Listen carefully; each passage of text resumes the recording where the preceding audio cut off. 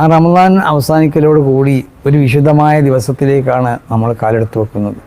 പക്ഷേ ഇതിനെ റസൂൽ സല്ലല്ലാഹു അലൈഹി വസല്ലമ തങ്ങൾ പരിചയപ്പെടുത്തിയത് രണ്ട് പെരുന്നാളിനുണ്ടാവേണ്ട സംഗതികളെ വിവരിച്ചും കൊണ്ട് പറഞ്ഞു, ആദാ ഈദുന, നമ്മൾ പെരുന്നാൾ ആഘോഷിക്കേണ്ടത് ഇങ്ങനെയാണെന്നത്.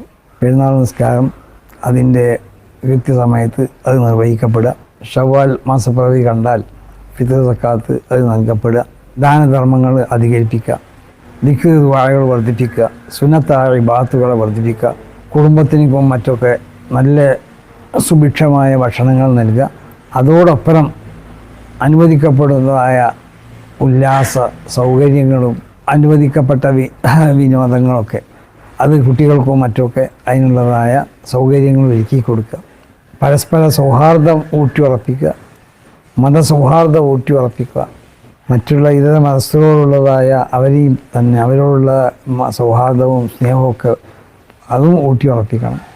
ഈ ഇന്ത്യ രാജ്യത്തിൻ്റെ പൈതൃക സ്വഭാവങ്ങളും മറ്റും സംരക്ഷിക്കപ്പെടുവാൻ ആവശ്യമാവുന്നതായ സദസ്സുകളും മറ്റുമൊക്കെ സംഘടിപ്പിക്കാം.